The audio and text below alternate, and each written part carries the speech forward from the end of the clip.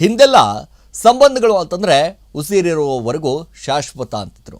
ಎಂಥದೇ ಸಮಸ್ಯೆ ಬಂದರೂ ನನ್ನೋರು ತನ್ನೋರು ಅನ್ನೋರು ಬಿಟ್ಕೊಡ್ತಾ ಇರಲಿಲ್ಲ. ಸಂಬಂಧ ಅನ್ನೋದು ಸತ್ತು ಹೋಗಿ ಬಹಳ ದಿನ ಆಗೋಯ್ತ್ರಿ. ಗಂಡ ಹೆಂಡತಿ ಅನ್ನೋ ಸಂಬಂಧವೇ ನೆಟ್ಟಿಗೆ ಇರ್ತಿಲ್ಲ. ಪ್ರೇಮದ ಹೆಸರಿನಲ್ಲಿ ಹುಟ್ಟುಕೊಂಡ ಕಾಮ ಸಂಬಂಧ ಉಳಿಯುತ್ತಾ ಹೇಳಿ. ಈ ಹೆಣ್ಣು ಮಕ್ಕಳ ಪಾಲಿಗೆ ಕಂಟಕವಾಗಿದ್ದು ಕೂಡ ಇದೇ ಕಾಮದ ಪ್ರೇಮ. ಗಂಡನನ್ನ ಬಿಟ್ಟು ಇನ್ನೊಬ್ಬನ ಜೊತೆ ಕದ್ದು ಮುಚ್ಚಿ ಮದುವೆ ಹಾಕಿದಳು. ದುರಂತ ಇದೀಗ ಅಂತ್ಯ ಕಂಡುಬಿಟ್ಟಿದ್ದಾಳೆ.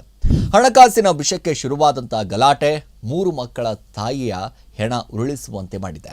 3 ಮಕ್ಕಳ ತಾಯಿ ಕೊಂದೇ ಬಿಟ್ಟ ಈ ಪಾಗಲ್ ಪ್ರೇಮಿ. ಹಲೋ ನಮಸ್ಕಾರ, ರೆಬಲ್ ಟಿವಿಯ ವಿಶೇಷ ಕಾರ್ಯಕ್ರಮಕ್ಕೆ ಸ್ವಾಗತ. ನಾನು ಸಿರಾಜ್ ಪಾಲಿಕಾರ್.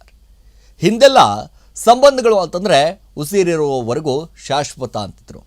ಎಂಥದೇ ಸಮಸ್ಯೆ ಬಂದರೂ ನನ್ನೋರು ತನ್ನೋರು ಅನ್ನೋರು ಬಿಟ್ಕೊಡ್ತಾ ಇರಲಿಲ್ಲ. ಆದರೆ ಈಗ ಕಾಲ ಬದಲಾಗಿದೆ. ಸಂಬಂಧ ಅನ್ನೋದು ಸತ್ತು ಹೋಗಿ ಬಹಳ ದಿನ ಆಗೋಯ್ತ್ರಿ. ಗಂಡ ಹೆಂಡತಿ ಅನ್ನೋ ಸಂಬಂಧವೇ ನೆಟ್ಟಿಗೆ ಇರ್ತಿಲ್ಲ. ಏನು ಪ್ರೇಮದ ಹೆಸರಿನಲ್ಲಿ ಹುಟ್ಟುಕೊಂಡ ಕಾಮ ಸಂಬಂಧ ಉಳಿಯುತ್ತಾ ಹೇಳಿ. ಈ ಹೆಣ್ಣು ಮಕ್ಕಳ ಪಾಲಿಗೆ ಕಂಟಕವಾಗಿದ್ದು ಕೂಡ ಇದೇ ಕಾಮದ ಪ್ರೇಮ. ಗಂಡನನ್ನ ಬಿಟ್ಟು ಇನ್ನೊಬ್ಬನ ಜೊತೆ ಕದ್ದು ಮುಚ್ಚಿ ಮದುವೆ ಹಾಕಿದಳು. ದುರಂತ ಇದೀಗ ಅಂತ್ಯ ಕಂಡುಬಿಟ್ಟಿದ್ದಾಳೆ. ಹಣಕಾಸಿನ ವಿಷಯಕ್ಕೆ ಶುರುವಾದಂತಹ ಗಲಾಟೆ 3 ಮಕ್ಕಳ ತಾಯಿಯ ಹೆಣ ಉರುಳಿಸುವಂತೆ ಮಾಡಿದೆ. 3 ಮಕ್ಕಳ ತಾಯಿ ಕೊಂದೇ ಬಿಟ್ಟ ಈ ಪಾಗಲ್ ಪ್ರೇಮಿ.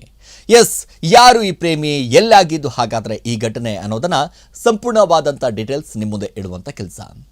ಪೊಲೀಸ್ ಮೂಲಗಳ ತಿಳಿಸಿರುವಂತೆ ಈಕೆ ಹೆಸರು ಉಮಾ ಅಂತ. ವಿಜಯನಗರ ಜಿಲ್ಲೆ ಹೊಸಪೇಟೆ ತಾಲೂಕಿನ ಚಾಪಲಗಡ್ಡ ನಿವಾಸಿ. ಮದುವೆ ಆಗಿ 3 ಮಕ್ಕಳಾದ್ಮೇಲೆ ಗಂಡ ಹೆಂಡತಿ ದೂರವಾಗಿಬಿಟ್ಟಿದ್ರು. ಗಂಡನನ್ನ ಬಿಟ್ಟು 6 ವರ್ಷವೇ ಆಗೋಗಿತ್ತು. ಒಂಟಿಯಾಗಿದ್ದವಳನ್ನ ಮಕ್ಕಳನ್ನ ತಾನೇ ಸಾಕ್ತಾ ಇದ್ದಳು. ಹೀಗಿರುವಾಗ ಒಂದು ದಿನ ಇದೇ ಆಂಟಿ ಎಕ್ಸಿಬಿಷನ್ ಹೋಗ್ತಾ ಇದ್ಳಂತೆ. ಆಗ ಇದೇ ರೋಮಿಯೋನ ಒಂದಿಷ್ಟು ಪರಿಚಯವಾಗುತ್ತೆ. ಈತನ ಹೆಸರು ಖಾಜಾ ಹುಸೇನ್ ಅಂತ. ಗಂಡು ಒಂದು ಕಡೆ ಗಮನಿಸ್ತಾ ಹೋದ್ರೆ ಗಂಡು ದಿಕ್ಕಿಲ್ಲ ಅವಳ ಪಾಲಿಗೆ ಪ್ರಿಯಕರನಾಗ್ಬಿಡ್ತಾನೆ. ಹೆಂಗಿದ್ರೂ ಕೂಡ ಗಂಡ ಇಲ್ಲ ನನಗೆ, ಯಾರೋ ಒಬ್ಬ ಪ್ರೇಮಿ ಸಿಕ್ಬಿಟ್ಟಿದ್ದಾನೆ, ನನಗೆ ದಿಕ್ಕು ದೆಸೆ ಇಲ್ಲದವಳಿಗೆ ಒಂದಿಷ್ಟು ಆಚರಣೆ ಕೊಟ್ಟುಬಿಟ್ರೆ ಸಾಕಪ್ಪ ಅಂತಿದ್ದ. ಈ ಪ್ರಿಯಕರ ಅಂಥದ್ರಲ್ಲಿ ಸಿಕ್ಕಿದೆ ಚಾನ್ಸು ಅನ್ನುವಂಥ ಲೆಕ್ಕಾಚಾರದಲ್ಲಿ ಇರಲಿ ಅನ್ನುವಂಥ ಲೆಕ್ಕಾಚಾರದಲ್ಲಿ ಇದ್ದಾನೆ ಇವನು. ಕದ್ದು ಮುಚ್ಚಿ ಇಬ್ಬರು ಕೂಡ ಸಂಸಾರ ಮಾಡೋದಕ್ಕೆ ಶುರು ಮಾಡಿಬಿಡ್ತಾರೆ. ಕೊನೆಗೆ ಯಾರಿಗೂ ಗೊತ್ತಾಗದಂತೆ ಮದುವೆ ಕೂಡ ಆಗಿಬಿಟ್ಟಿದ್ದಾರೆ. ಉಮಾ ವೆಡ್ಸ್ ಹುಸೇನ್. ಆಂಟಿ ಒಂದಿಷ್ಟು ಮರ್ಡರ್ ಆಗಿಬಿಡುತ್ತೆ. ಅರೆ, ಮೊದಲೆಲ್ಲ ಅಂಕಲ್ ಆಂಟಿ ಚೆನ್ನಾಗೇ ಇರ್ತಾ ಇದ್ರಂತೆ.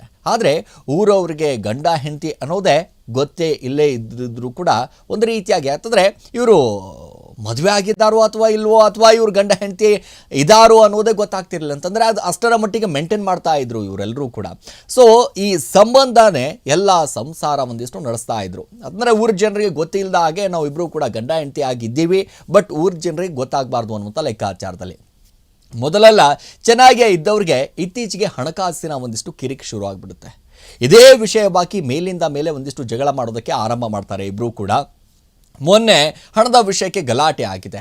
ಮಾತಿಗೆ ಮಾತು ಬೆಳೆದಂತೆ ಉಮಾಳ ಕತೆ ಈ ಹುಸೇನ್ ಒಂದಿಷ್ಟು ಮುಗಿಸ್ಬಿಟ್ಟಿದ್ದಾನೆ. ಎಸ್, ಈ ಘಟನೆ ಬಗ್ಗೆ ಮಾಹಿತಿ ಹಂಚಿಕೊಂಡಿರುವಂಥ ವಿಜಯನಗರ SP PC ಜಾನ್ವಿ ಅವರು ಹಣಕಾಸಿನ ಹಾಗೆ ಬೇರೆ ಅವರೊಂದಿಗೆ ಒಂದಿಷ್ಟು ಮಾತನಾಡ್ತಾ ಇದ್ರು ಎಂಬ ವಿಚಾರಕ್ಕೆ ಆಗಾಗ ಜಗಳ ನಡೀತಾ ಇತ್ತಂತೆ. ಇದೇ ವಿಚಾರವಾಗಿ ಮೊನ್ನೆ ರಾತ್ರಿಯೂ ಕೂಡ ಜಗಳ ಆಗಿದೆ ಅಂತೆ. ಈ ವೇಳೆ ಚೂಪಾದ ಆಯುಧದಿಂದ ಆಕೆ ಕುತ್ತಿಗೆ ಒಂದಿಷ್ಟು ಚುಚ್ಚಿ ಕೊಲೆ ಮಾಡಿಬಿಟ್ಟಿದ್ದಾನೆ ಅಂತ ಈಗ SP ಅವರು ಒಂದಿಷ್ಟು ಮಾಹಿತಿಯನ್ನು ಕೊಟ್ಟಿರುವಂಥದ್ದು. ಇನ್ನು ಆರೋಪಿಯನ್ನು ಬಂಧನ ಮಾಡಿದ್ದು ಬೇರೆ ಏನಾದರೂ ಕಾರಣಗಳು ಇದೆಯಾ ಅಂತ ಒಂದಿಷ್ಟು ತನಿಖೆಯನ್ನು ಮಾಡ್ತಾ ಇದ್ದೀವಿ ಅಂತ ಅಧಿಕಾರಿಗಳು ಕೂಡ ಒಂದಿಷ್ಟು ಹೇಳಿದ್ದಾರೆ. ನೋಡಿ, ಆಂಟಿಗೊಂದು ಎಸ್ಕೇಪ್ ಹಾಕಿದ್ದವನನ್ನು ಪೊಲೀಸರು 2 ಗಂಟೆಯಲ್ಲೇ ಒಂದಿಷ್ಟು ಲಾಕನ್ನು ಮಾಡ್ತಾರೆ. ಯಾವ ರೀತಿಯಾಗಿ ಎಸ್ಕೇಪ್ ಹಾಕಿದ್ದ, ಏನು ಕತೆ ಇವನು ಹಾಗಾದರೆ? ನೋಡಿ, ಒಂದು ಕಡೆ ಗಮನಿಸ್ತಾ ಹೋದರೆ ಒಟ್ಟಿನಲ್ಲಿ ಪುರುಷನ ಜೊತೆ ಸಂಸಾರ ಶುರು ಮಾಡಿದವಳು ದುರಂತ ಅಂತ್ಯವನ್ನು ಕಂಡಿದ್ದಾಳೆ. ಹಣದ ವಿಷಯ ಬಂದರೆ ಎಂಥವರು ಕೂಡ ಶತ್ರುಗಳಾಗ್ತಾರೆ ಅನ್ನೋದಕ್ಕೆ ಈ ಸ್ಟೋರಿಯೂ ಕೂಡ ಒಂದಿಷ್ಟು ಎಕ್ಸಾಂಪಲ್ ಅಂತಲೇ ಹೇಳ್ಬೋದು. ಸೊ ಇತ್ತೀಚೆಗೆ ಹೆಂಗಾಗೋಗ್ಬಿಟ್ಟಿದೆ ಅಂತಂದರೆ ಈ ಅಂಕಲ್ ಆಂಟಿಗಳ ಸ್ಟೋರಿಗಳಾಗಿರ್ಬೋದು, ಇತ್ತೀಚೆಗೆ ಈ ಕ್ರೈಮ್ ಸ್ಟೋರಿಗಳಾಗಿರ್ಬೋದು, ದಿನ ಬೆಳಕಾದರೆ ಒಂದಿಲ್ಲ ಒಂದು ರೀತಿಯಾದಂಥ ಆಂಟಿ ಸ್ಟೋರಿ ಇದ್ದೇ ಇರುತ್ತೆ. ನೋಡಿ, ಇದೀಗ ಉಮಾ ಆಂಟಿಯ ಸ್ಟೋರಿ. ಸೊ ಈ ಉಮಾ ಆಂಟಿಗೆ ಒಂದಿಷ್ಟು ಗಂಡ ಇದ್ದ, ಎಲ್ಲವೂ ಕೂಡ ಇತ್ತು, 3 ಮಕ್ಕಳಾಗಿದ್ದರು, ಚೆನ್ನಾಗಿ ಸಂಸಾರ ಆಯಿತು. ಅದೇನಾಯಿತು ಗೊತ್ತಿಲ್ಲ, ಗಂಡಗೆ ಬಿಡ್ತಾಳೆ. ಗಂಡ ಬಿಟ್ಟಿದ್ದ ಹಾಗೆ 3 ಮಕ್ಕಳನ್ನ ಕಟ್ಕೊಂಡು ಬೇರೆ ಕಡೆ ಒಂದಿಷ್ಟು ಸಂಸಾರವನ್ನು ಮಾಡ್ತಿರ್ತಾಳೆ. ಸಂಸಾರ ಮಾಡ್ತಿದ್ದ ಹಾಗೆ ಈ ಹುಸೇನ್ ಒಂದಿಷ್ಟು ಪರಿಚಯ ಆಗ್ತಾನೆ. ಪರಿಚಯ ಒಂದಿಷ್ಟು ಪ್ರೀತಿ ಪ್ರೇಮ ತಿರುಗಿ ಒಂದಿಷ್ಟು ಮದುವೆ ಕೂಡ ಆಗಿಬಿಡ್ತಾರೆ. ಸೊ ಅದಾದ ನಂತರ ಈ ಹಣಕಾಸಿನ ವಿಚಾರ, ಅದರ ಜೊತೆಗೆ ಬೇರೆಯವರ ಜೊತೆ ಒಂದಿಷ್ಟು ಸಂಬಂಧಗಳನ್ನು ಇಟ್ಕೊಳ್ಳುವಂಥ ಕೆಲಸ. ಯಾಕಂದರೆ ಈಗಾಗಲೇ ಒಂದಿಷ್ಟು ಗಂಡನ ಬಿಟ್ಟಿದ್ರು, ಈ ಹುಸೇನ್ ಸಿಕ್ಕರೂ ಕೂಡ ಬೇರೆಯವ್ರ ಜೊತೆ ಮಾತಾಡ್ತಾ ಇದ್ರು. ಅದ್ರ ಜೊತೆಗೆ ಹಣಕಾಸಿನ ವ್ಯವಹಾರ ವಿಚಾರದಲ್ಲಿ ಈ ಗಲಾಟೆಗಳು ನಿಜವಾಗ್ಲೂ ಹೆಂಗಾಗೋಗ್ಬಿಟ್ಟಿದೆ ಅಂತಂದರೆ ಸಂಬಂಧಗಳು ಹಾಳಾಗೋಗ್ಬಿಟ್ಟಿದೆ ರೀ.